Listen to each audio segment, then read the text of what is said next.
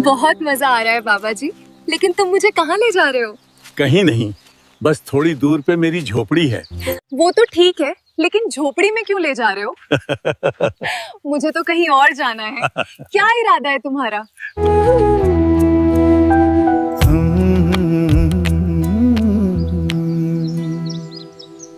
अरे बाबा जी, इस गन्ने के खेत में क्यों लेकर आए हो? सब्र करो बेटी, अभी सब पता चल जाएगा। अरे छोड़ो मुझे। यह कहानी एक बूढ़े चरवाहे की है जो पहाड़ों के बीच अपनी भेड़ों के साथ अकेला रहता था।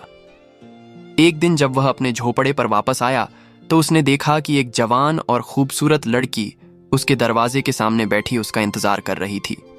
बूढ़ा चरवाहा लड़की को देखकर उसकी जरूरत और गरीबी को समझ गया और मौके का फायदा उठाते हुए कहने लगा, मेरे साथ रहो। लड़की ने उसकी पेशकश कबूल कर ली, लेकिन एक रात बूढ़ा आदमी अपने आप पर काबू ना रख सका। वह बूढ़ा था जो बरसों से अकेला रह रहा था। वह बुरी नीयत से उसके कमरे में गया ताकि अपनी जिंदगी के आखिरी हिस्से में अपनी दिल की ख्वाहिश पूरी करें। इसी लम्हे दो चोर भेड़ें चुराने आए थे और खिड़की से यह मंजर देख रहे थे। उन्होंने उस रात एक बुरा फैसला किया जिसने सबको हैरान कर दिया। सब पहाड़ों की ढलानों पर, जहां मिट्टी के घर टूटी हुई दीवारों वाले और मिट्टी की तंग गलियां थीं जिन्हें वक्त भूल गया था, गांव के आखिरी सिरे पर एक सादे झोपड़े में मोहन नामी 70 साल का चरवाहा रहता था। उसका चेहरा गहरी झुर्रियों से भरा था। हर झुर्री मेहनत की एक कहानी सुनाती थी। उसके सफेद बाल ऊन की टोपी के नीचे छुपे थे और गहरी भूरी आंखें जो बताई ना जाने वाली कहानियां रखती थीं, क्षितिज की तरफ देखती रहती थीं। गांव वाले मोहन को अकेला और ईमानदार आदमी जानते थे। उसकी भेड़ें उसकी एकमात्र दौलत और साथी थीं। वह उनकी कम आमदनी से गुजारा करता था। वह भूखा रहकर भी जरूरतमंद की मदद करता था। एक शाम सूर्यास्त के वक्त मोहन खेतों से वापस आया। उसकी भेड़ें खामोशी से चल रही थीं और उनकी घंटियां हल्की आवाजें दे रही थीं। थकावट उसके जिस्म में घुस चुकी थी। उसकी पीठ खेतों में चलने से दर्द कर रही थी और हाथ पहाड़ी हवाओं की ठंडक से खुश हो गए थे। जब वह झोपड़े के करीब पहुंचा तो उसने कुछ अजीब देखा। एक जवान और खूबसूरत लड़की फीके और धूल भरे कपड़ों में झोपड़े के दरवाजे के पास बैठी थी। उसका चेहरा थकावट से पीला था, लेकिन खूबसूरती रास्ते की धूल के नीचे छिपी ना थी। उसकी हरी भरी आंखें सूर्यास्त की रोशनी में चमकती जवाहरात जैसी थीं और सफेद त्वचा चांद की रोशनी मांगती थी। यह रीना थी, एक लड़की जिसकी जिंदगी मुसीबतों और तन्हाई से भरी थी। मोहन एक लम्हे को रुक गया, अपनी छड़ी को मजबूती से पकड़ा और भेड़ें बिखर गईं। खामोश मगर चौकस आवाज में कहा, नमस्ते देवी, आप यहां क्या कर रही हैं?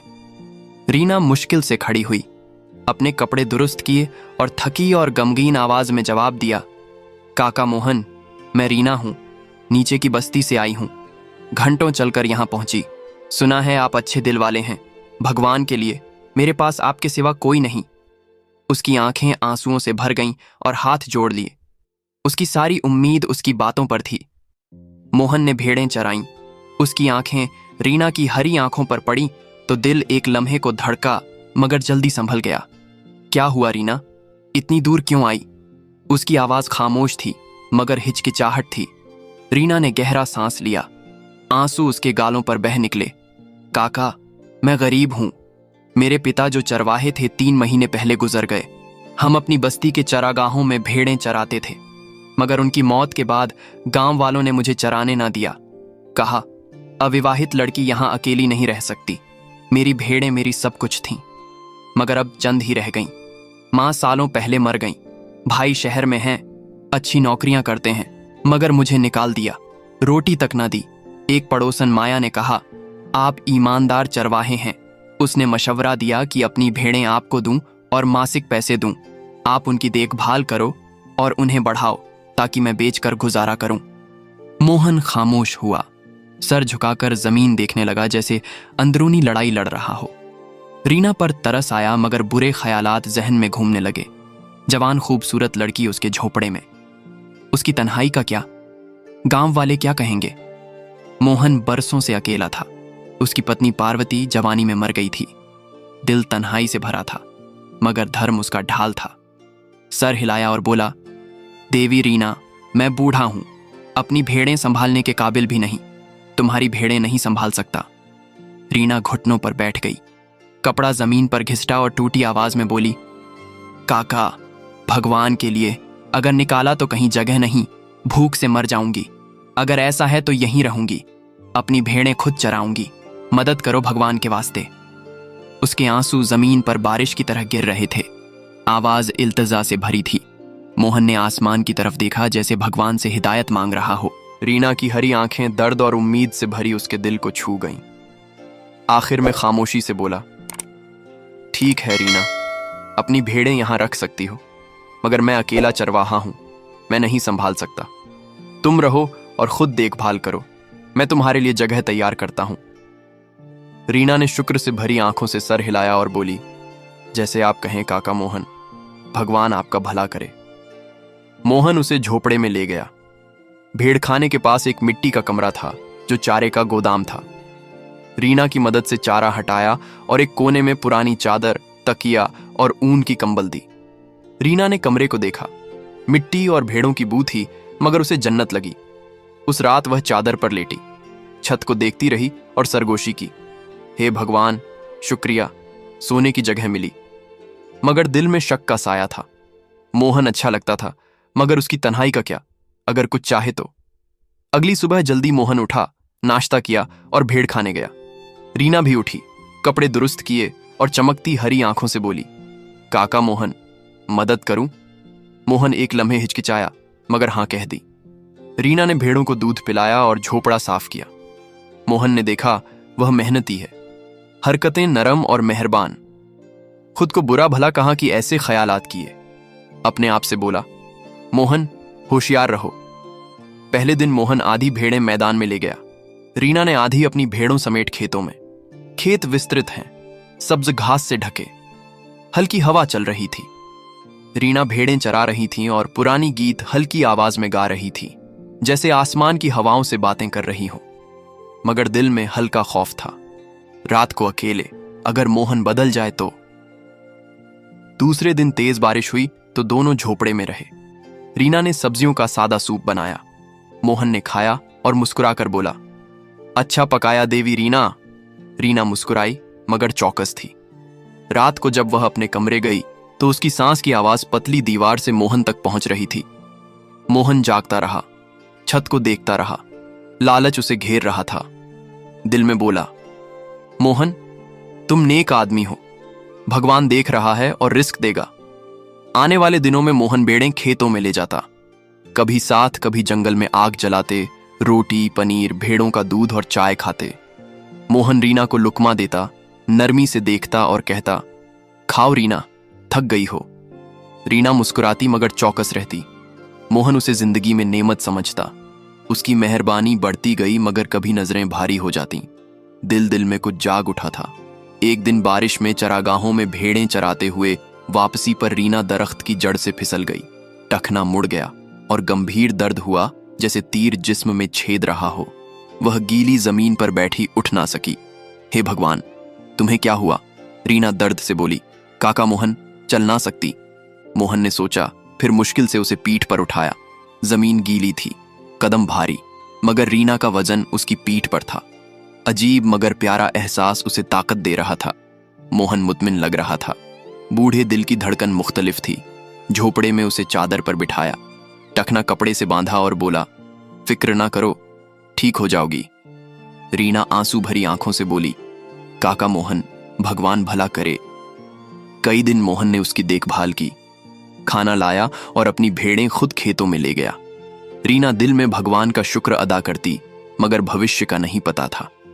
हर सुबह सूरज की पहली किरणें झोपड़े की लकड़ी की दरारों से अंदर आती तो रीना मिट्टी के कमरे से उठती। फूलों वाली पीले रंग की चादर पहनती जो सुबह की रोशनी में चमकती। भेड़ खाने जाती, भेड़ों को प्यार से छूती, दोहती और ताजा घास डालती जो खेतों से तोड़ी थी। उसकी पन्ने जैसी आंखें दिन की रोशनी में सितारे जैसी चमकती। मोहन भेड़ें खेतों में ले जाता और रीना उसके साथ कतार चलाती। विश्वास से कभी चश्मे के पास बैठते। मोहन अपने खुरदुरे हाथों से थैले से रोटी और खजूर निकालता और रीना के साथ बांटता। उसकी आंखें बगैर सोचे रीना के रोशन चेहरे पर पड़ती, जो चांद की रोशनी और जंगली फूलों की नरमी जैसा था। रीना गर्म मुस्कुराहट से अपनी बस्ती की पुरानी कहानियां सुनाती, मगर दिल में हमेशा चौकन्ना रहती, जैसे जानती हो उसकी खूबसूरती, जो पहाड़ों में साफ चश्मे जैसी है, बुरी वासनाओं को जगा सकती है। रीना के आने से हफ्ते गुजर गए। हर सुबह सूरज निकलने पर उठती, भेड़ें दोहती, खिलाती और मोहन के साथ खेतों जाती। छोटा मिट्टी का झोपड़ा भेड़ खाने के पास, जो चारे का गोदाम था, अब उसका घर था। रीना ने अपने हाथों से साफ किया, एक कोने में जंगली फूलों से सजाया ताकि मिट्टी और भेड़ों की बू कम हो। मगर दिल में शक का साया हमेशा था। मोहन अच्छा लगता, मगर कभी नजरें बदल जाती जब रोटी और दूध का लुकमा देता। रीना का दिल तेजी से धड़कता, भगवान से दुआ करती और पनाह मांगती, मगर अनिश्चितता का एहसास न जाता। मोहन भी खामोश लड़ाई लड़ रहा था। तन्हाई गहरी कुएं जैसी उसे निगल रही थी बरसों से। कोई साथी न था सिवाय भेड़ों के। अब रीना हरी चमकती आंखों और सफेद त्वचा के साथ उसके झोपड़े में रोशनी थी, मगर शैतान की फुसफुसाहट कान में सरगोशी कर रही थी। अपने आप से बोलता, मोहन, रीना दूसरी औरतों जैसी नहीं, भगवान से ना डरो। मगर जब रीना खेतों में गाती या जंगल की आग के पास मुस्कुराती तो दिल तेजी से धड़कता। उसकी मेहरबानी दिन ब दिन बढ़ती, मगर नजरें भारी होती। दिल में कुछ जाग उठा था। एक अंधेरी रात आसमान काले बादलों से ढका, हवाएं पहाड़ों में चीख रही थीं। रीना लंबे दिन की थकावट से मिट्टी के कमरे में सो रही थी। उसकी फूलों वाली चादर फर्श के पास पड़ी थी और बाल पेशानी पर बिखरे थे। मोहन झोपड़े के मरकजी कमरे में जाग रहा था। हवा की आवाज उसके कानों में चीख थी, मगर एक और आवाज उसे बेचैन कर रही थी। रीना की खामोश सांस पतली दीवारों से गुजर कर आ रही थी। उसका दिल तेजी से धड़क रहा था। शैतान कान में सरगोशी कर रहा था। बरसों अकेला था और अब जवान खूबसूरत लड़की उसके झोपड़े में। दिल में बोला, बस एक नजर, नुकसान नहीं, देखकर वापस। ये ख्यालात जहर की तरह फैल गए। मोहन उठा, कदम खामोश मगर भारी, जैसे जानता हो कि नहीं जाना चाहिए मगर रुक ना सका। हाथ लकड़ी के दरवाजे के फ्रेम पर रखा और एक लम्हे रुक गया। सांस भारी थी, आंखें अंधेरे में चमक रही थीं। दरवाजा खामोशी से खोला। रीना गहरी नींद में थी, कुछ न सुनी। मोहन अंदर एक कदम बढ़ा, उसकी बंद आंखों और खूबसूरत चेहरे को देखा जो चांद की रोशनी में चमक रहा था। दिल ढोल की तरह धड़क रहा था। सांस के नीचे सरगोशी की ओर एक कदम और बढ़ा। रीना की चादर पकड़ी। अचानक रीना की आंखें खुल गईं। चांद की रोशनी मोहन के चेहरे पर पड़ी। उसकी आंखें जलते अंगारों जैसी थीं। रीना अपनी जगह से उछली, सांस रुक गई और बोली, काका मोहन, क्या हुआ? उसकी आवाज खौफ और हैरत से कांप रही थी। मोहन एक लम्हे खामोश रहा, जैसे खुद से लड़ रहा हो। फिर खामोश आवाज में बोला, रीना, मैं बस देखने आया था कि सो रही हो या जाग रही हो। हवा तेज है, सोचा शायद डर गई हो। मगर उसकी आंखें झूठ बोल रही थीं। उसकी नजर भारी थी, कुछ ऐसा जो रीना सोच ना सकी। रीना ने फूलों वाली चादर खींची। दिल पिंजरे में परिंदे की तरह धड़क रहा था और बोली, काका मोहन, मैं ठीक हूं, जाओ, सो जाओ। आवाज सख्त थी मगर खौफ गूंज रहा था। मोहन करीब आया, एक लम्हे देखता रहा जैसे कुछ कहना चाहे। हाथ बढ़ाया मगर रुक गया। बोला, माफ कर रीना, डराने का इरादा ना था। मुड़ा और दरवाजा बंद किया, मगर उसका साया कमरे में रह गया। रीना सुबह तक जागती रही, रोती रही। मोहन अब उसकी आंखों में ईमानदार ना रहा। कुछ बदल गया था। रीना ने फैसला किया, ज्यादा चौकस रहेगी, मगर झोपड़ा छोड़ना ना चाहा। भेड़ें उसकी सब कुछ थीं। मोहन उसे पनाह दे रहा था, उसकी बुरी हरकत के बावजूद। अगली शाम सूर्यास्त पर जब रीना झोपड़े पर आई तो अजीब मंजर देखा। मोहन ने कहा, उस रात उसके झोपड़े में आकर रात का खाना खाए और कुछ वक्त गुजारे। रीना पहले हिचकिचाई, फिर हां कह दी। जब मोहन के झोपड़े में दाखिल हुई तो हैरान रह गई। मोहन ने कमरे को दियों से भर दिया था। खूबसूरत दस्तरखान बिछाया और उसके पास फूलों की पंखुड़ियों से सजा चादर। रात उनकी शादी की रात जैसी थी। रीना को दिल में कुछ हुआ, जैसे यह रात दूसरी रातों से मुख्तलिफ है। उनकी जानकारी के बगैर दो दोस्त पहाड़ों के अंधेरे में घूम रहे थे। कई रातों से मोहन की भेड़ों पर नजर रखे थे और झोपड़े की खिड़की से दियों की रोशनी ने तवज्जो खींची। एक ने सरगोशी की, शायद चरवाहा जाग रहा है। खिड़की से देखें। खिड़की के करीब आए और दरार से देखा। मंजर ने उन्हें चोरी का मंसूबा एक लम्हे को भुला दिया। बूढ़ा चरवाहा मोहन रीना के पास बैठा। उसके हाथ पकड़े आशिकों की बातें कर रहा था जो बीच में रुक जाती थीं। हल्की रोशनी में रीना की खूबसूरती और मोहन की जज्बाती नजर ने उन्हें हैरान कर दिया। एक चोर ने सरगोशी की, ये बूढ़ा मोहब्बत में पड़ गया। दूसरे ने हंसकर कहा, इंतजार करो, देखें क्या होता है। मोहन करीब आया जैसे कुछ करने वाला हो, मगर अचानक भेड़ों के कुत्ते अजनबी बू सूंघ कर जोर से भौंकने लगे। आवाज वादी में गूंजी और मोहन और रीना अपनी जगह से उछल पड़े। मोहन छड़ी पकड़ी और बाहर चीखा, कौन है? चोर हैरान होकर जंगल की तरफ भागे और कुत्ते उनका पीछा करने लगे। रीना ने आंसू भरी आंखों से मोहन को देखा और बोली, मोहन, सही मैं यहां नहीं रह सकती, मेरी इज्जत चली गई। मोहन ने शर्म से सर झुकाया और बोला, रीना, भगवान की कसम, डराने का इरादा ना था, शैतान ने बहकाया। मगर रीना का विश्वास टूट गया। अगले दिन उसने सामान जमा किया। भेड़ें एक गांव वाले को बेचीं। जो थोड़े पैसे मिले उनसे अपनी बस्ती वापस गई। रास्ते भर रोती रही और अपने भाग्य पर भगवान से दुआ करती रही।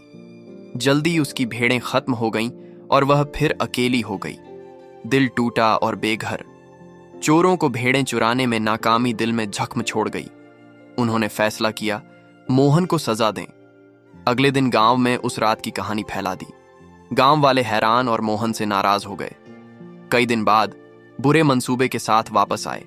अच्छे कपड़े पहने, पुरानी कैमरा और माइक लेकर आए जो कहीं से उधार लिए, और एक ड्राइवर और ट्रक साथ। एक मोहन के झोपड़े के करीब आया और मुस्कुराकर बोला, नमस्ते काका मोहन, हम टीवी से हैं। चरवाहों की जिंदगी पर दस्तावेजी फिल्म बनाना चाहते हैं। आप चरवाहे हैं, हमें दिखाएं आप भेड़ें पहाड़ों में कैसे ले जाते हैं। मोहन खुश हुआ और उनकी पहचान पर शक न किया। उन्होंने कहा, अपनी भेड़ें ट्रक में चढ़ाओ जैसे पलायन के मौसम में, और हम हर कदम फिल्माएंगे। फिल्म क्षेत्रीय टीवी पर अगले गुरुवार शाम 8 बजे दिखाई जाएगी। हम ट्रक दूर ले जाएंगे और आपको फिल्माएंगे, बस हाथ हिलाओ। मोहन ने भेड़ें ट्रक में चढ़ाईं और मुस्कुराकर हाथ हिलाया, मगर चोरों ने ट्रक तेजी से चलाया और सारी भेड़ें ले भागे। मोहन चीखा और उनके पीछे भागा, मगर पांव न साथ दिए। झोपड़े पर वापस आया, जमीन पर बैठकर रोए। जिंदगी भर की मेहनत की भेड़ें चली गईं। मोहन, जिसके पास खोने को कुछ ना रहा, दिन ब दिन कमजोर होता गया। महीनों बाद खाली झोपड़े में तन्हाई और अफसोस से मर गया। गांव वालों ने कहा, मोहन को अपनी और गांव की इज्जत से खेलना ना चाहिए था। भगवान ने उसकी नीयत देखी और यह सज्जा दी। रीना ने गांव की एक औरत से अपनी कहानी सुनी और उसे अपने घर काम पर रख लिया। आहिस्ता आहिस्ता रीना ने नई जिंदगी बनाई। अच्छे दिलों में भी बुरी नीयतें साया डाल सकती हैं। कभी किसी की इज्जत से ना खेलो, खास तौर पर औरत की इज्जत से। भगवान एक दिन लौटा देगा। ये कहानी हमें नैतिक शुद्धता बनाए रखने, वासना पर नियंत्रण रखने और दूसरों के सम्मान की रक्षा करने का महत्व समझाती है, क्योंकि हमारे कर्मों का हिसाब हमें इसी जीवन में देना पड़ता है। दोस्तों, यह कहानी केवल मनोरंजन और शिक्षा के उद्देश्य से बनाई गई है। इसमें दिखाए गए सभी पात्र, घटनाएं और संवाद काल्पनिक हैं। किसी भी वास्तविक व्यक्ति, संस्था या घटना से इनका कोई संबंध नहीं है। कृपया इसे केवल कहानी के रूप में देखें और इसका आनंद लें। हम किसी की भावनाओं को ठेस पहुंचाना नहीं चाहते।